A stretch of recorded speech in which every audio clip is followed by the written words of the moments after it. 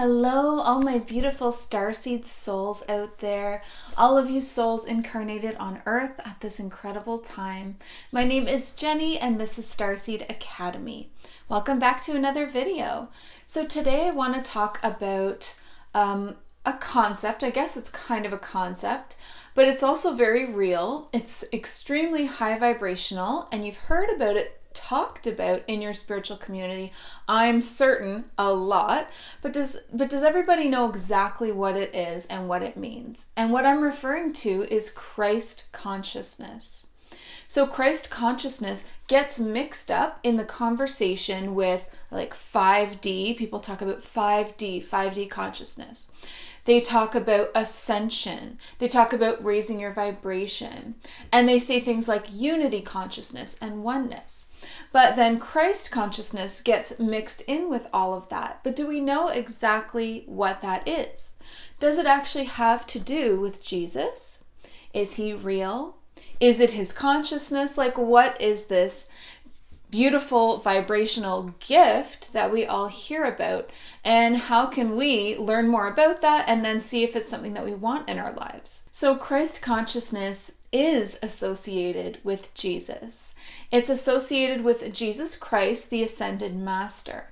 Now he is in a very high vibrational realm, like an angelic realm. And that would be very high, like 11th and 12th dimensions.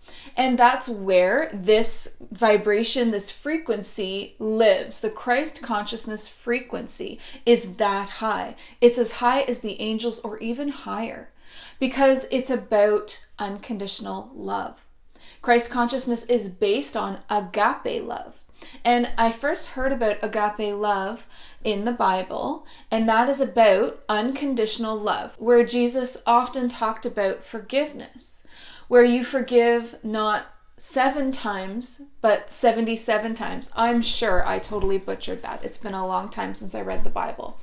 But there is a quote in there where someone asks Jesus, how many times should I forgive my brother? 7 times? And he says, no, let it be 77 times or more. Like there is no limit to forgiveness. It's unconditional forgiveness and unconditional love. And that's what agape love is. It's where it's unconditional. There is no reason, there is no condition under which you would not love that other soul or that other being. So have any of you ever had any experiences with Jesus? I would be so interested to hear that. If you wouldn't mind sharing, please do so in the comment section down below, because I'm certain that many of us have had experiences with Jesus and have felt this incredible love coming from him. Jesus is one of those beautiful souls that whatever you send to him comes back magnified by like thousands. So if you send him love, if you send him healing, if you send him any of these beautiful gifts, he's just so happy to send it back magnified. And Jesus isn't religious. It's not about religious, certainly not to me anyway, being a religious icon. Even though I grew up in a very religious home and I had access to Jesus as this beautiful role model, those aspects of the religion and the effect that learning about Jesus had on me are like the only things that redeem that experience in my life, because that extremely severe, like almost religious fanatic childhood that I had, even though it was really difficult and I had to break free from that, what I received was these beautiful like morals, goodness, kindness, all of these things instilled in me in such a young age that I can now offer as gifts to the people that I come across and to myself, right? Learning about agape love and unconditional love at such a young age was a blessing. But when I came into my own and I was old enough, like 18 or whatever, then I actually just had to leave that experience behind because it was such a corrupt organization and energy, and move on from that. And it was a few years later when I had my first experience with like the real Jesus, the one not created by, an organization with their own agenda, but the true being, the ascended master. Now, this beautiful soul did come to earth and have a human lifetime. And yes, there are all of these stories about him and beautiful lessons that because he was a teacher, right? He was this beautiful teacher, and he taught about unconditional love. That's what he taught about. And so that's what his vibration is. And so I had this incredible experience where I had not called on him since leaving that religion. I kind of just wanted to leave all of that behind. I needed to for a few years to get it out of my system. I didn't want to talk to God. I didn't want to hear about anything to do with that or Jesus or Holy Spirit or anything. And then it was a few years later, I was on this trip in Cuba, and just so random, I went for a massage. And in the massage room, there was this huge statue of Ra, the Egyptian god Ra. And I thought, that's kind of interesting. That's really cool. And then I didn't think anything of that, and I just kind of went into this massage very open to the healing. And while I was being massaged, I had all of these clairvoyant visions coming through. And for me, my clairvoyance is always paired with clairaudience. So I see, with my eyes closed, I see a vision as clearly as you would see a movie reel. And then I also hear the soundtrack. So for me, it's these two gifts that work together. And so in that moment, Jesus just appeared and he started talking to me.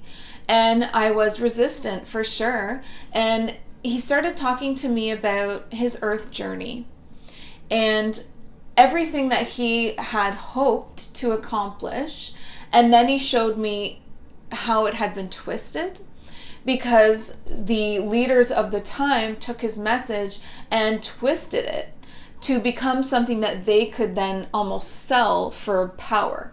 The same way that religions do today. They use it as a form of control, and they use it as a form of, it's a job for them. They've decided they're the leaders of it, and that everyone else has to pay to have access to Jesus or God or heaven, and to the teachings as well, right? They hold on to everything. And then everyone else is just kind of lowly sheep. And that was not what Jesus had intended for his message at all. His message was about true equality and inclusion, not exclusion, and oneness. And he completely demonstrated that in all of his stories, which are foretold in the Bibles. You can read about all of these things. You can't know how accurate all of the details are, but you can see the spirit behind the message. And the spirit is that he would sit with the lepers, the beggars, the prostitutes, the people of other nations. He had no prejudice in him about social status, class, race, any of that. He truly believed that all were God's children, just as he was, and all were equal. He never said, I am the only one who is the child of God. I am the only son of God. He said, we are all children of God.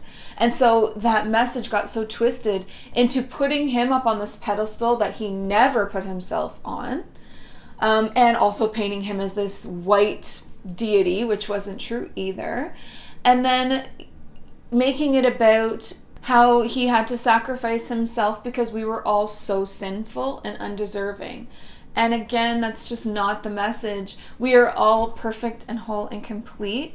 And Jesus loved us in that way. And he only wanted to teach about unity consciousness, everyone coming together, because you're so much more powerful working together. So bringing people together of all different nations, of all different religions, of all different financial classes, and women and men.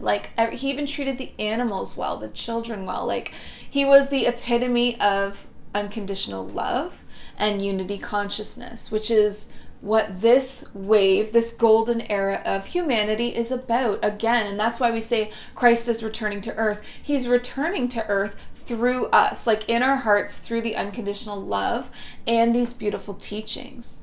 But in that moment in Cuba, he showed me how all of that had been twisted into something that people could, these leaders, these priests, or these men of power, strength, or financial means. Basically, like the top men, the elites. Is this where the elites began? I think it is. Oh my God. I didn't even put two and two together. But like the elite, the top tier of the power, the social structures, and the finance, and that always included like the priests for sure. They took this message and they twisted it to fit their own agenda. So that's like so sad to me. And I felt like I felt his pain from it all when he came to me and like described all of this to me about what they had done with his work, his life's work. And I just remember apologizing to him, like saying, I am so sorry that happened to you. Oh, like, I'm just so sorry that that's what they've done with your message. And like, look at how far they've gone with it. Like wars, world wars over this religious garbage. And when I apologized to him, because he knows us all so well and knew what I had been through, turned to me and said to me, no, I'm sorry. I'm sorry that because of this, you had to go through what you went through. And I'm like, no, I'm sorry. And he's like, no, I'm sorry. And it was just a super emotional, unbelievable reconnection with this beautiful spirit of this soul, Jesus, that I had loved so much as a child. And then it had been so twisted for everyone, like that goes through a like extreme spiritual upbringing or lives in countries where there's this like fanaticism and it hurts people. And he sees that and he's like apologizing to me. Meanwhile, oh my God, like, right? So he's just this unbelievable, loving spirit. And because of his words and his energy and him coming to me like that, I felt so blessed, and I felt also like an instant release of a lot of the hurt that I was holding on to, which was a huge healing. And then the next message that he sent through, all still within this massage appointment, was not to be angry anymore. Because even though these men, souls, these organizations have taken it upon themselves to try and take control of women and, especially like the LGBT community, and like telling us how we're not, equals basically through their actions, like women and this group are not as good as like these men, or not as holy or whatever it is. He still said that they know not what they do. So don't be angry. Don't hold on to that anger. They know not what they do, but they're acting from fear. And so that took a little while for me to understand how, because they do know what they're doing, right? Or that's what I thought, that they knew their agenda and they were doing so, hurting people on purpose for their own means to make all this power, status, and money. However, he's right. Jesus is right. They are in fear. And when people are in fear, they do terrible things. They act in an ugly way. So even when they commit these acts, elites back then and elites today. So this is like spans all of time. This applies. This is rising above duality, okay? This is about rising above taking sides because they are afraid. They are full of fear. And I've really come to learn that most negative or low vibrational energies, emotions, states, frequencies, all of that actually stems from fear. Like I haven't found one that doesn't begin as fear. So it's either fear of them not being safe and then they feel they have to build all this around them, or fear of not being enough. Like if you're so insecure that it's debilitating, and you're so afraid that you're not enough as you are, then you start putting on all of these pontifice acts, the giant hats and the cloaks, and like the regal, like I'm like a king of this, organization. And that does stem from fear. All of it does. Because if you're afraid that you're not enough as you are, then you go to all of these extremes. If you're afraid that you're not safe, then you try to create this like safe world organization around you, like a cocoon around you where you can't be hurt or affected. So when you're coming across someone or a group of people and you're seeing that they are, what you would presume to be like of the dark or of the shadow. Please remember that all began as a soul who was afraid. Either afraid they weren't safe, or afraid they weren't enough, and then they built this, horrible kind of empire on top of those feelings. We don't have to forgive the actions, but this is where compassion comes in. Because you can have compassion for the soul underneath. You can have compassion for someone who is so lost, so afraid, that they are living in such a they're acting like they're living in these false worlds that they've created for themselves. And they're so far removed and separated from the power and the truth of the original Christ consciousness, the oneness and the unconditional love. They certainly do not love themselves. Selfishness and greed are not love. Over pride, ego, that's not love. It's all stemming from actual, a fear-based vibration that's grown into something dark. But if you can feel compassion, if you can find it within even a little bit for a soul like that, and really see that we know that they are no different than we are. We are all brothers and sisters of Source. We all have the same life spark within us that animates us. The soul it comes from Source, and it's put into the body just like batteries are put into a doll, and it animates us and we come to life. And then when our soul leaves, our body starts to degrade and it passes on. And the souls are that special life spark that keep us alive. They're our truth. They're who we really are. And then we live inside a physical shell in an incarnation like Earth. So you have to see beyond the physical shell. You have to see beyond the actions and the words into the soul within. And that's hard. That can be really hard, especially at the beginning, trying to see past all of these layers, trying to get past all of these layers built, upon a soul that they put for protection, and trying to see who they really are underneath. And this doesn't just apply to humans, but it applies to all beings. Whether you perceive them to be of light, like an angel, or whether you perceive them to be of the dark, they are still souls. So, if you can develop, like Jesus did, a small iota of compassion, then you can grow that compassion. And you can get to Christ consciousness. That's the doorway to it. I 1000% believe that enlightenment is living in that state. So we can reach it, and then we kind of fall back a bit, and we can reach it and we can fall back a bit. And that is normal. That is the path to it, to enlightenment, to kind of taste it and then kind of lose it, taste it and lose it. You can experience this through a Kundalini awakening.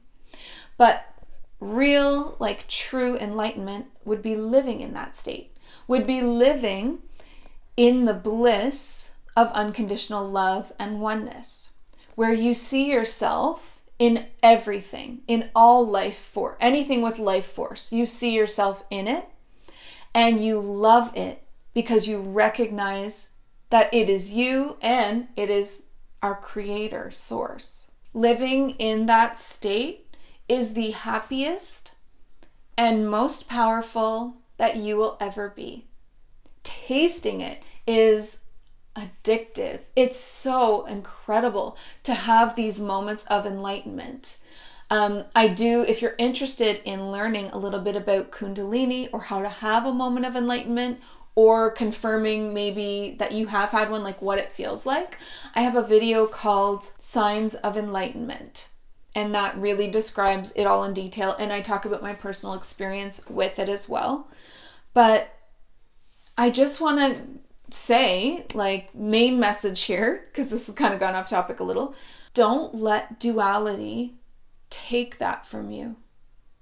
Because you are capable of and deserve to live in a state of unconditional love. And when you fall below that, you find yourself looking at things as if there are sides to take. That is the trap of duality. When you see it as light versus darkness, instead of the balance of the universe and each soul being equal. You are more powerful in your unconditional love and your unconditional kindness than you will ever be taking sides. The plays taking place around us and the characters playing these roles are all meant to be a distraction. Duality and taking sides is a distraction. And it's easy to get sucked into the play and take on a role on one of the sides. But what it does is it pulls you down because it's a lower frequency than unconditional love. It pulls you down. And what does that do? That weakens you. It takes away your power, and it takes away from humanity the strength and the possibility for us to all arrive at unity, at oneness. If we truly all want to unify, then you have to hold that in your heart. No matter what the story is, no matter how passionate you feel about it, no matter, it just can't matter. You have to see beyond the stories, beyond the roles, beyond the duality, beyond the sides, beyond the light versus dark, like Star Wars. It's all very beautiful, and it's all a balance of the universe because everything exists, but there is love in everything. Everything exists, but there is a little bit of shadow in everything. And it's when you embrace balance, the light and the dark, and the wholeness of oneness and unity, that you truly see things for how they are. Because there is light in everyone, and there is darkness in everyone, and we need it both. We need both to understand and comprehend the wisdom and the knowledge of the universe. And Earth certainly needs duality and polarity, or has needed it in this very strong way, because it's a lot more subtle in the higher dimensions, though it still exists. But on Earth, it's like a very powerful school. So it's been playing out in a very powerful way, strong lessons, contrast, so that you can see it easily. And it's still here. And, as Earth, has ascended and, going through the Great Conjunction and through the year 2020, and now in this beautiful new year of 2021, we have available to us all of the energies. Like Earth has opened up to allow in so many different timelines, frequencies, energies, and it's up to you where you want to live. You're like taking an elevator every day through your heart and what you're sending out through your being, through your energy, through your emotions. You're like this elevator choosing your timeline. And it can be different every day. And all of these other people are existing alongside you on their own timelines. And we're all in this big classroom of Earth, but we all have different lessons that we're working on. Different, desks that we're sitting at. So if the classroom is Earth, then the desks are the timelines, and the lessons that we're working on are our soul lessons. And it's okay to help one another, but it's really important to know where you are in that classroom as well, and to always be choosing the timelines or the desks that you want, and to not just be placed automatically through autopilot thinking. When we, lose our sense of awareness, like, oh, I know what I'm doing today and I feel so aware and this is what I'm going to work on, and not lost in racing autopilot thoughts, that's when we get just placed wherever and we're just along for the ride and we're not in our control. And duality can do that to you. It can confuse you and you get lost in the play. So Christ consciousness is very real. And it is very available to you, as is working with Jesus. He is such a beautiful spirit, and he's been through so much, so he really, really can relate to you. He understands what you've been through, no matter how dark of a past you've had or a past life you've had. He's been there. Like, he knows. He's not perfect, and he doesn't claim to be. And he is in these higher dimensional realms, alongside all of the other ascended masters and angels, helping us, being guides for us. Much like Archangel Michael, who can be everywhere at once and be a guide for everyone, and is just this powerful spirit, this warrior spirit. That is very similar to Jesus's energy, except he's a much more gentle, healing, unconditional love energy. They're like almost opposites of each other, but in the same vein of serving the light, because the light is source, pure, like source energy, God, our creator, whatever word works for you, the universe. Some people just pray to the universe. That's light. And then the shadow is soul growth, soul lessons, soul learning. And all of it is adding to the richness of our souls so that we develop this unbelievable depth. Like, you could picture it like a piano, and you're looking at all of the different keys. And if all you ever knew was the highest key source, like the highest vibration, you would not have an appreciation for like the music of creation. And so it's important through all of our lifetimes to learn all of these different tones. And then, because you know all of the keys, all of the minors, all of the tones, you are able to then choose with that knowledge and that wisdom what you want to create, where you want to reside. And there is beauty in that. And there is wisdom in that experience. Because remember, it's knowledge plus experience. You need both to equal wisdom. So if you want true wisdom, you have to have the knowledge, but you also have to go through it, the experience, which is what we're doing right now. We are in it. We are on the front lines and in the trenches of this evolution of consciousness taking place on Earth right now.